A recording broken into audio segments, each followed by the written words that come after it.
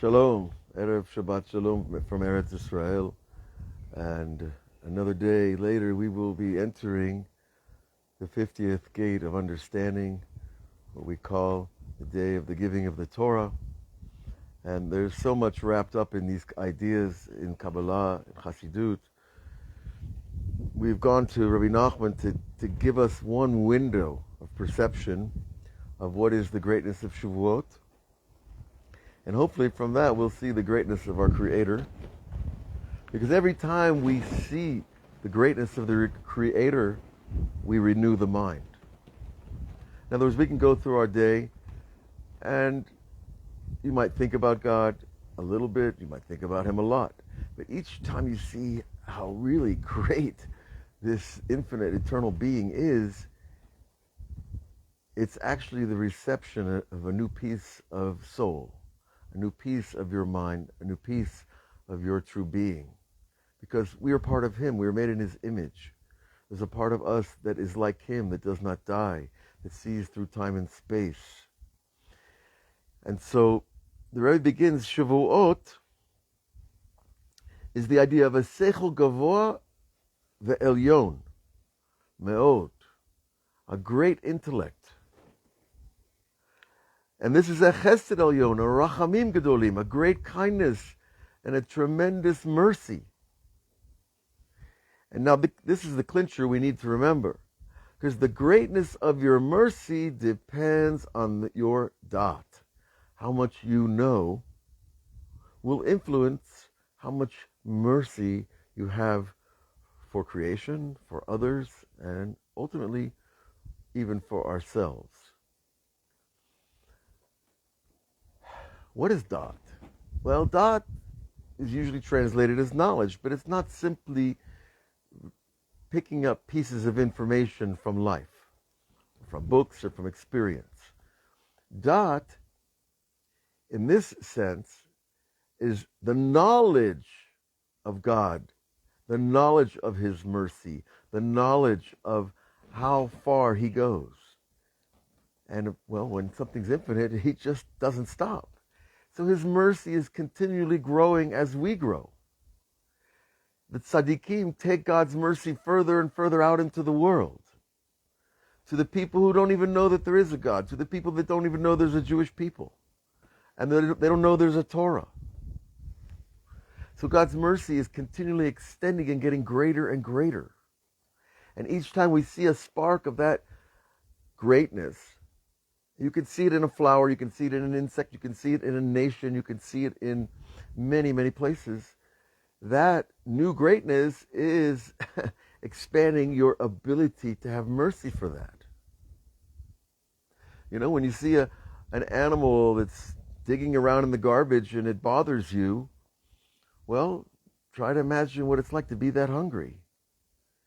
When you can sense how unpleasant it is to be that hungry, then maybe we'll have more mercy for that creature. And so mercy grows with our knowledge of God's greatness and His mercy and how difficult things really are for most of creation. Now,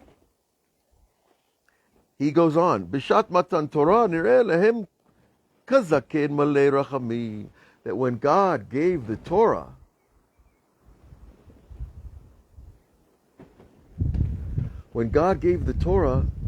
God appeared to them like an elder filled with mercy. An old man filled with mercy.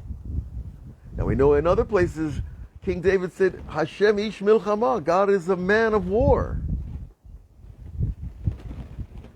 And in other places we define the Shekhinah as a princess.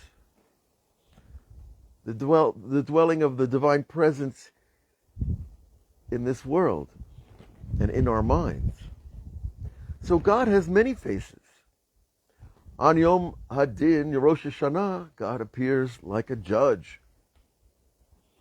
And so God has many faces, and I know growing up, I used to think of God as this one thing, this one concept.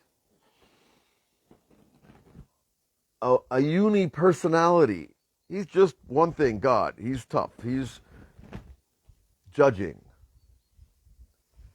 And I didn't really hear about God being merciful or being happy or joyous or even having a sense of humor for that matter.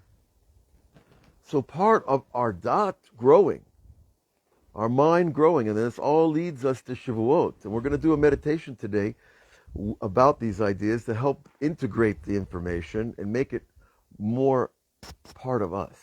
Because meditation on Torah, the Arizal says, is the highest Torah. Because we're meditating to bring it down into our vessels, to integrate the light into who we are. Now this Dat Gadol, the great knowledge, the upper knowledge, don't think of it as like a mind that's so much different than my mind or your mind. It's just the people that have great minds have just added on more and more pieces of their original mind. So it's not like they're a different species because they're smarter than us, but rather they've added on more and more and more pieces of knowledge, and they've integrated them into a whole that reflects a grander, wider view of humanity, of nature, of all the sciences, and of hopefully of the Creator.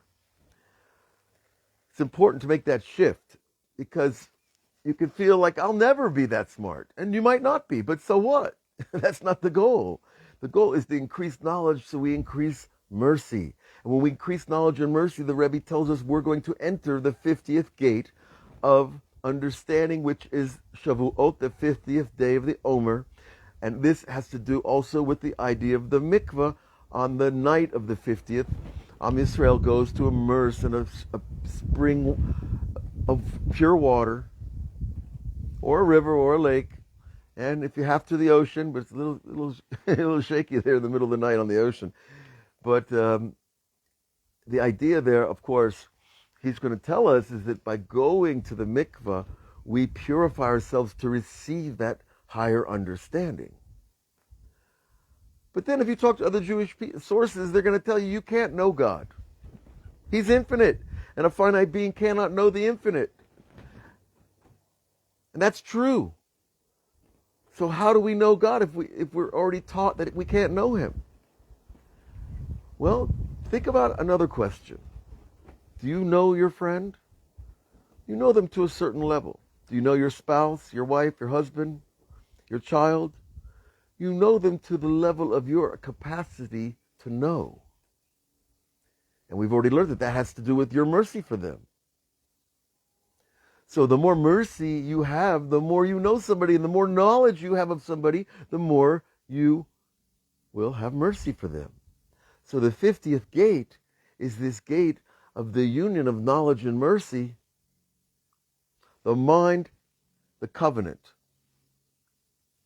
creates the channel of kingship in Kabbalah.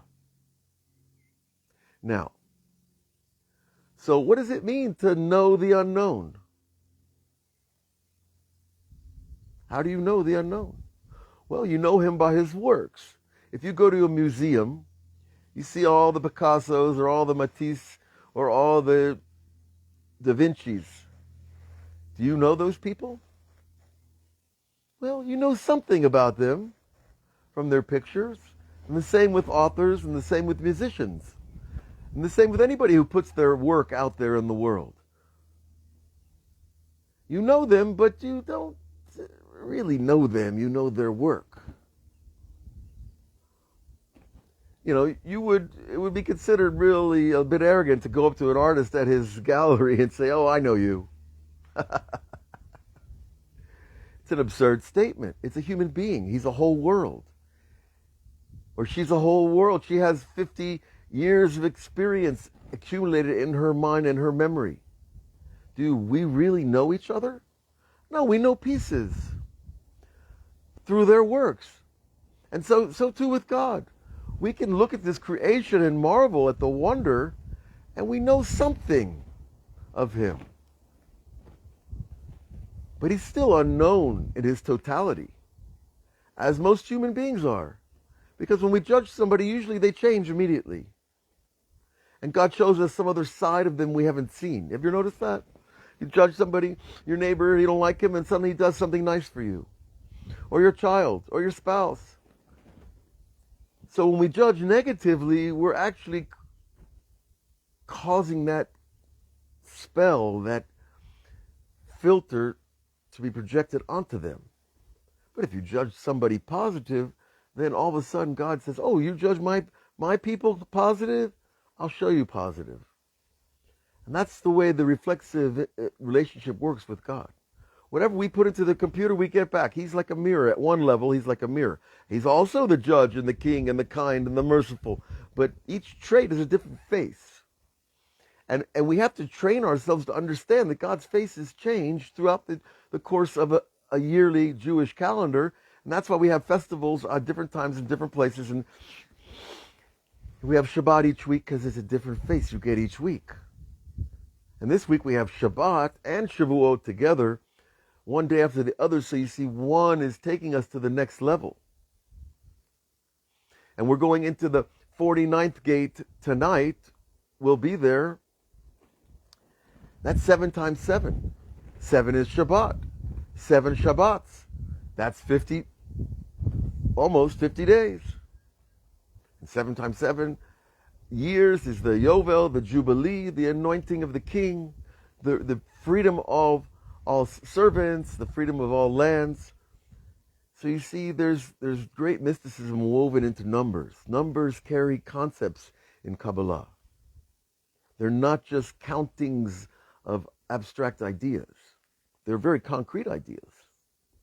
Sometimes they're less concrete.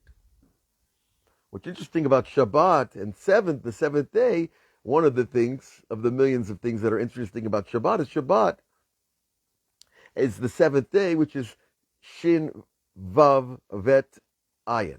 Shin Vet Ayin is Sheva, right, in Hebrew. But if you change the vowel, it's Sovea.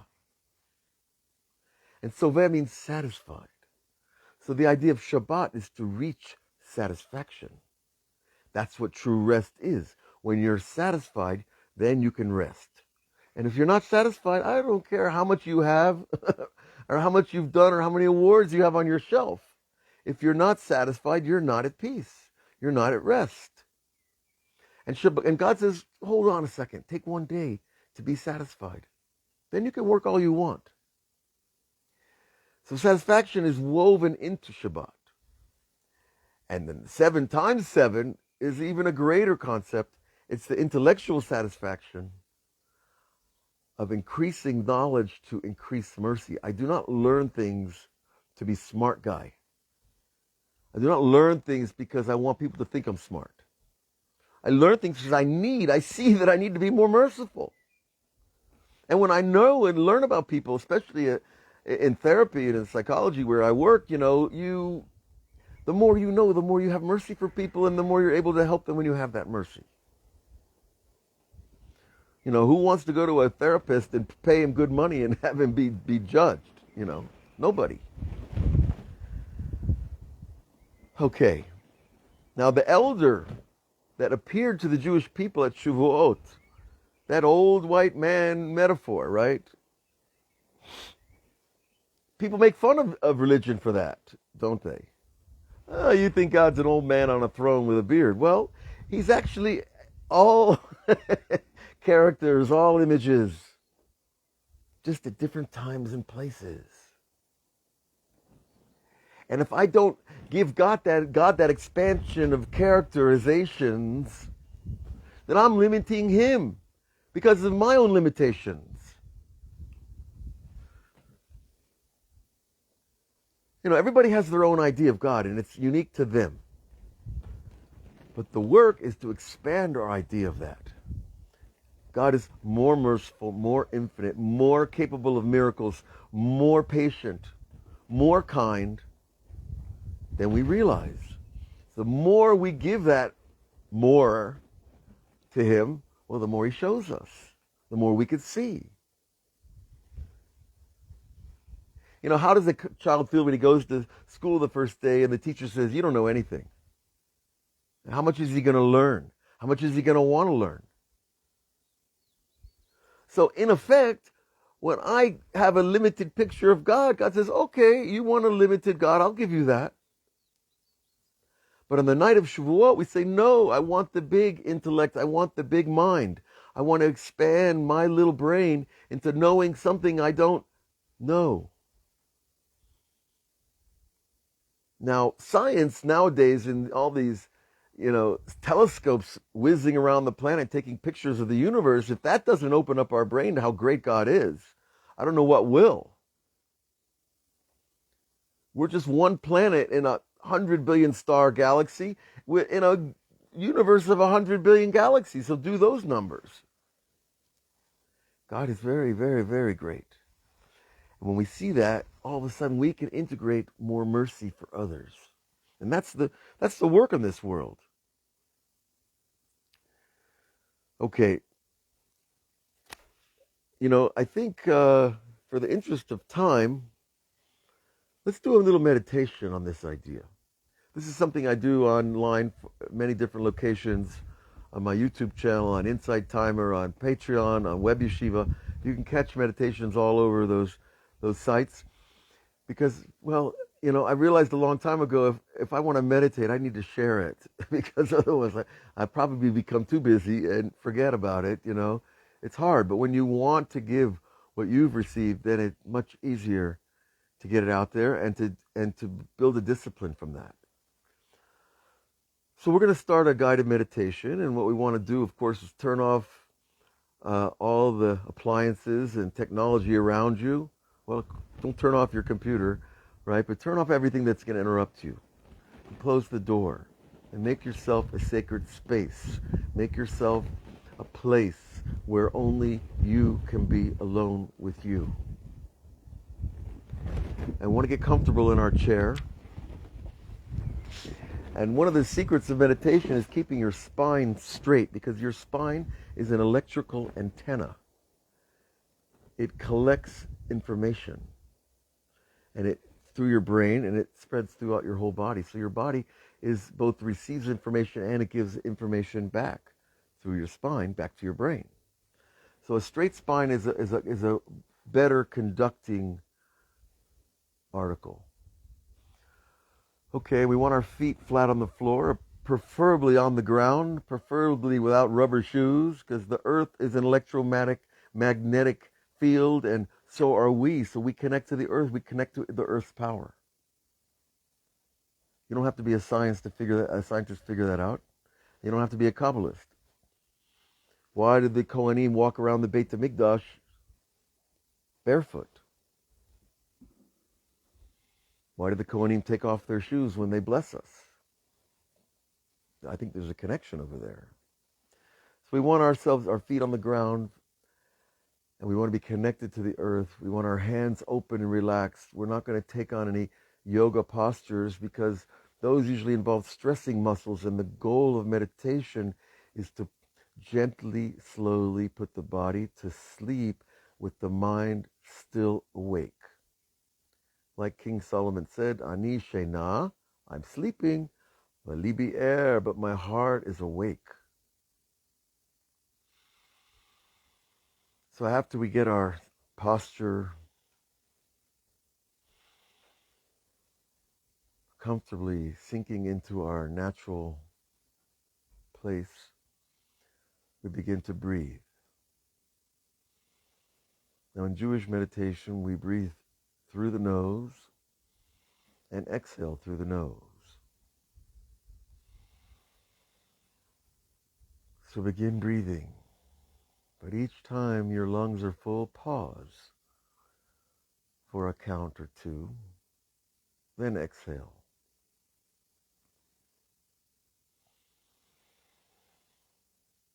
And then when you exhale, reach the place of comfortable emptiness in your lungs and pause again. Now these pauses are very important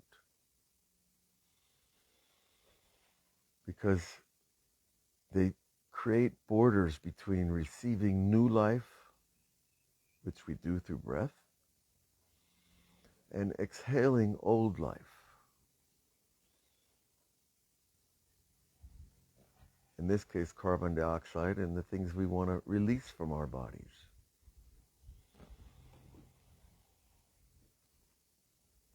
So each breath is a purification process on a tiny level. But what we wish to be purified from is our external selves. All the ideas of what we think we know and who we think we are. And all the old stories that used to define me. And all the old knowledge that somehow doesn't serve me anymore. So each time you exhale, let go of those old selves, those old definitions, and understand that we are new today. Hayom im yiliditicha. Today, God gave birth to you. Because the world is always new, and deep inside we are always new. We just haven't been taught that important idea.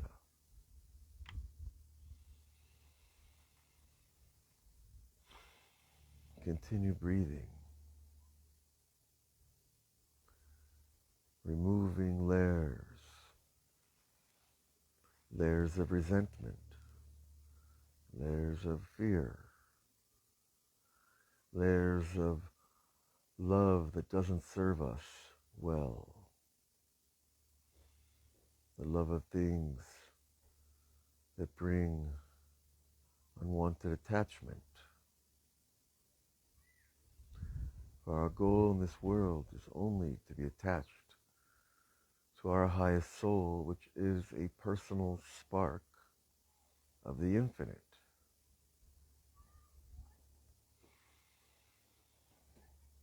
Continue breathing, inhaling life, exhaling death,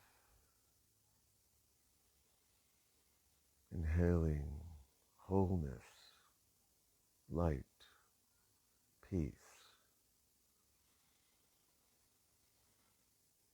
quiet and calm.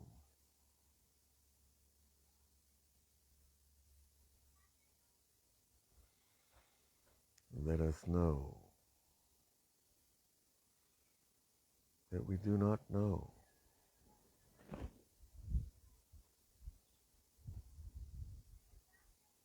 The unknowable being, and we barely know ourselves, and we barely know our loved ones.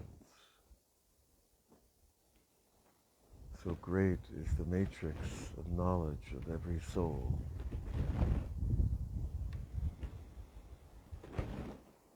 And let us be at peace with that knowledge, how much we do not know.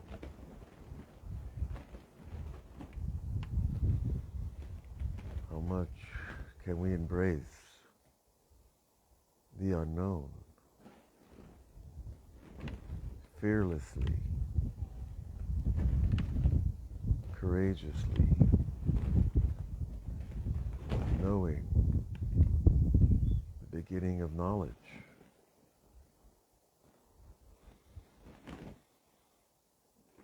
is creating space for something new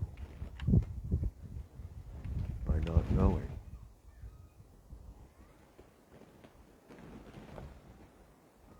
Become a point of observation of your world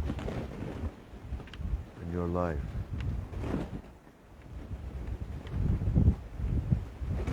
Bring the knower to you. Call upon the infinite knower. For the Creator is all knowledge,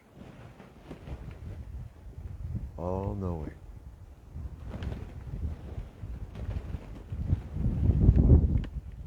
Broken up into billions and billions of souls. We stand in wonder with knowledge of that knowledge exists, that there is such a knower. And with that knowledge, we can stand at Mount Sinai. We can stand at the mountain of humility and receive a new Torah, a new vision, a new voice,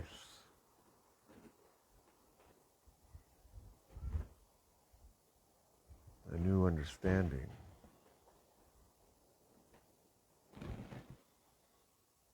a new acceptance and peace before the great unified field of infinite knowledge. May you all be blessed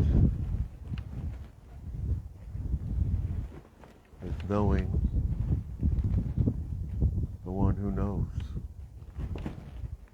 by knowing how much we have yet to explore, and knowing that leads to mercy and love and compassion and understanding.